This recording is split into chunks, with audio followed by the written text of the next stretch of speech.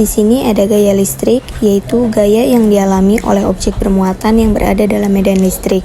Yang akan kita bahas yaitu listrik dinamis atau mengalir, yaitu listrik yang dapat mengalir pada rangkaian listrik. Listrik dinamis ini dapat kita amati dari kegiatan mematikan atau menyalakan lampu dengan menekan saklar. Saat saklar ditekan dan lampu menyala, artinya pada saat itu terjadi aliran listrik. Sebaliknya, saat saklar ditekan dan lampu mati, berarti sudah tidak terjadi aliran listrik. Lalu di sini ada gaya pegas. Gaya pegas adalah gaya tarikan yang ditimbulkan oleh pegas. Misalnya, karet gelang yang direnggangkan akan menimbulkan gaya ke arah bendanya. Gaya itulah yang disebut gaya pegas. Dan contoh di sini ada karet gelang yang sudah diputus, lalu diikat ke batang atau ke pulpen, lalu kita ukur panjang karet gelang tersebut. Nah, karet gelang di sini yang sudah diukur itu 6 cm. Lalu kita coba ikat karet gelang ke benda yang bermassa 70 gram. Lalu karet gelang tersebut diukur kembali menjadi 9 cm. Nah, jadi dapat kita simpulkan, besarnya massa benda mempengaruhi pertambahan panjang pegas atau karet. Semakin besar massa benda, maka semakin besar pula pertambahan panjang karet. Dalam video ini terdapat contoh konduksi. Konduksi itu adalah proses perpindahan kalor tanpa disertai perpindahan bagian zat. Bukti terjadinya konduksi yaitu saat menggunakan panci hanya bagian bawahnya saja yang terkena panas dari kompor.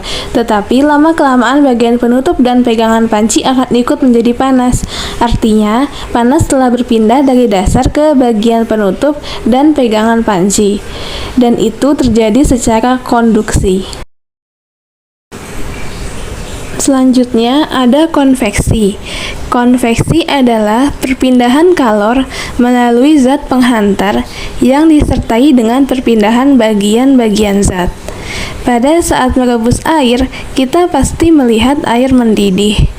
Dalam peristiwa konveksi, air yang letaknya di bawah atau dekat api akan mendapat panas duluan, sehingga air menjadi lebih ringan.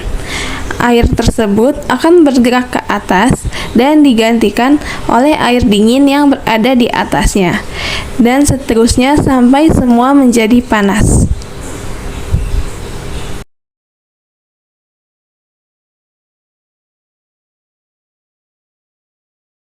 Selanjutnya ada peristiwa menguap. Menguap adalah perubahan wujud benda yang berbentuk cair menjadi gas. Hal ini disebabkan karena adanya panas atau kenaikan suhu. Saat merebus air dengan menggunakan panci dan ditutup, di permukaan dalam penutup panci akan timbul titik-titik air yang merupakan bukti dari air itu menguap.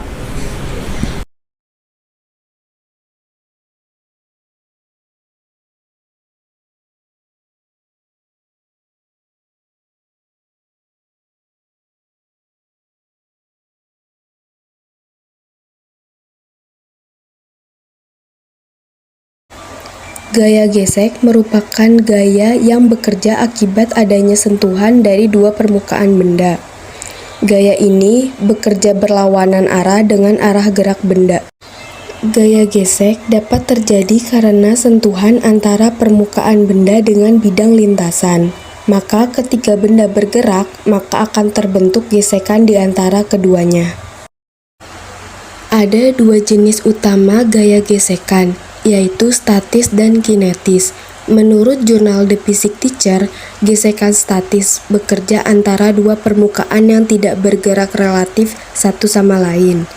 Sedangkan gesekan kinetis bekerja di antara benda-benda yang bergerak. Contoh gaya gesek dalam kehidupan sehari-hari yaitu ketika kita menulis. Gaya gesek terjadi antara alat tulis dengan kertas. Gaya gesek dimanfaatkan untuk membuat tulisan. Kita dapat membuat tulisan di atas kertas dengan pena dikarenakan ada gesekan antara pena dan kertas.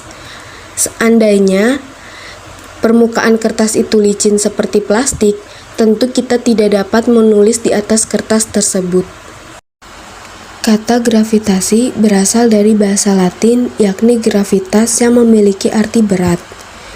Gaya gravitasi adalah sebuah fenomena alam di mana semua hal yang memiliki massa atau energi di alam semesta termasuk planet, bintang, galaksi, dan bahkan cahaya saling tarik-menarik satu sama lain.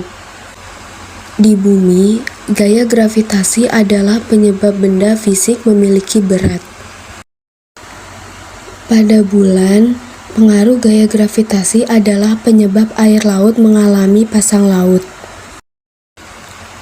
Pada matahari, gaya gravitasi adalah penyebab planet dan beragam objek lainnya berada pada orbitnya masing-masing di dalam tata surya. Berikut contoh gaya gravitasi di bumi.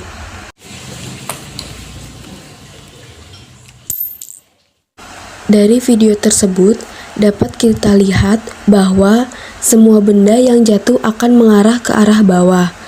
Percobaan ini sesuai dengan pembuktian dari Sir Isaac Newton.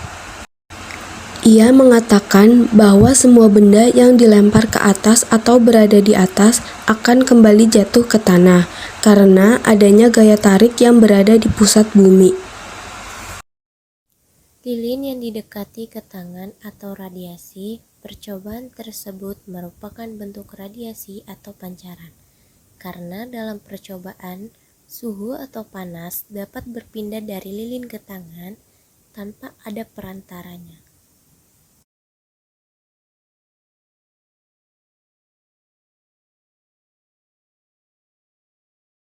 Dorong meja atau gaya otot. Meja yang didorong oleh seorang anak dengan kekuatan lebih lambat, bedanya dengan dua orang sama-sama menggunakan kekuatan penuh jauh. Berbeda-beda karena jumlah gaya yang diperoleh meja yang didorong oleh satu anak. Sebaliknya, gerak meja yang didorong satu anak menjadi lambat, jadi pemberian gaya berpengaruh terhadap kecepatan gerak benda.